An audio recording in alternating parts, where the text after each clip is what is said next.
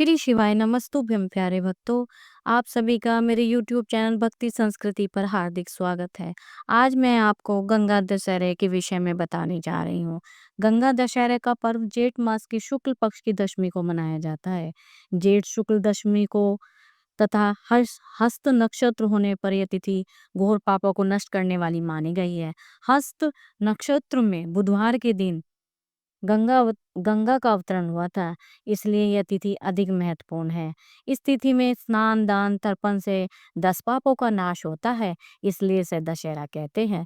इस दिन गंगा में स्नान करने का विशेष महत्व है। गंगा स्नान से व्यक्ति के सारे पापों का नाश हो जाता है। यह जल वर्ष भर रखने से भी खराब नहीं होता है। इसकी एक कथा आती है। प्राचीन काल में अयोध्या में सगर नाम के राजा राज्य करते थे। उनकी कोशनी तथा सुमति नामक दो रानियां थी। कोशनी से अंशुमन नामक पुत्र हुआ तथा सुमति के 60,000 पुत्र थे। एक बार राजा सगर ने अश्वमेध यज्ञ किया। यज्ञ की पूर्ति के लिए एक घोड़ा छोड़ा। इंद्र यज्ञ को भंग करने हेतु घोड़े को चुराकर कपिल मुनि के आश्रम में बांध आए। राजा ने यज्ञ के घोड़े को खोजने के लिए अपने 60,000 पुत्रों को भेजा। घोड़े के खोजते खोजते वे कपिल कपिल मुनि के आश्रम में पहुंचे तो उन्होंने यज्ञ के घोड़े को वहां बंधा पाया। उस समय कपिल मुनि तपस्या कर रहे थे। राजा के पुत्रों ने कपिल मुनि को चोर चोर कहकर पुकारना शुरू कर दिया। कपिल मुनि की समाधि टूट गई तथा राजा के सारे पुत्र कपिल मुनि की क्रोध अग्नि में जलकर भस्म हो गए। अंशुमन पिता की आज्ञा पाकर अपने भाइयों को खोजता हुआ जब मुनि के आश्रम में पहुंचा तो महात्मा गरुड़ ने उनके भाइयों को भस्म होने का सारा वृत्तांत कह सुनाया। गरुड़ जी ने अंशुमन को यह भी बताया, यदि इनकी मुक्ति चाहते हो तो गंगा जी को धरती पर लाना होगा। इस समय अश्व को ले जाकर अपने पिता के यज्ञ को पूर्ण कराओ। इसके बाद गंगा को पृथ्वी पर लाने का कार्य शुरू करना। अंशुमन ने घोड़े सहित यज्ञ मंडप में पहुंचकर सगर से सब वृतांत कह सुनाया। महाराज सगर की मृत्यु के पश्चात अंशुमन ने गंगा जी को पृथ्वी पर लाने के लिए तप किया, परंतु वह असफल रहे।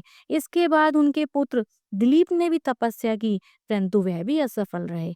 अंत में दिलीप के पुत्र भगीरथ ने गंगा जी को पृथ्वी पर लाने के लिए गोकर्ण तीर्थ में जाकर कठोर तपस्या की। तपस्या करते करते कई वर्ष बीत गए। तब ब्रह्मा जी प्रसन्न हुए तथा गंगा जी को पृथ्वी पर लोक लाने का वरदान दे दिया। अब समस्या यह थी कि ब्रह्मा जी के कमंडल से छूटने के बाद गंगा के वेग को पृथ्वी पर कौन संभालेगा।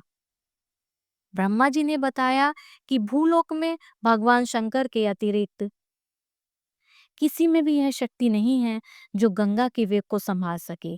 इसलिए उचित यह है कि गंगा का वेग संभालने के लिए भगवान शिव से अनुग्रह किया जाए। महाराज भगीरथ एक अंगूठे पर खड़े होकर भगवान शंकर की आराधना करने लगे। उनकी कठोर तपस्या से प्रसन्न होकर शिव जी गंगा को अपनी जटाओं में संभालने के लिए तैयार हो गए। गंगा जी जब देवलोक से पृथ्वी की ओर बढ़ी तो शिव जी ने गंगा जी की धाराओं को अपनी जटाओं में समेट लिया। कई वर्षों तक गंगा जी को जटाओं से बाहर निकलने का रास्ता न मिल सका। भगीरथ के पूर्ण अनुग्रह विनय करने पर शिव जी गंगा को अपनी जटाओं से मुक्त करने के लिए तैयार हुए। इस प्रकार शिव की जटाओं से छूटकर गंगा जी हिमालय की घाटियों में कल कल निदान करके मैदान की ओर बढ़ी। जिस रास्ते से गंगा जी जा रही थी उस मार्ग में ऋषि जनेऊ का आश्रम था। तपस्या में विघ्न समझकर वे गंगा जी को पी गए। भगीरथ की प्रार्थना करने पर पुनः उन्होंने गंगा जी को निकाला, जिससे वे जनुपुत्री या जाह्नवी कहलाई। इस प्रकार अनेक स्थलों को पार करती हुई जाह्नवी ने कपिल मुनि के आश्रम में पहुंचकर सगर के 60,000 पुत्रों के भस्म अवशेषों को तारकर मुक्त कर दिया। उसी समय ब्रह्मा जी ने प्रकट होकर भगीरथ के कठोर तप तथा सगर के 8,000 पुत्रों के अमर होने का वरदान दे दिया तथा घोषित किया कि तुम्हारे नाम पर गंगा जी का नाम भगीरथी होगा। अब तुम जाकर अयोध्या का राज संभालो।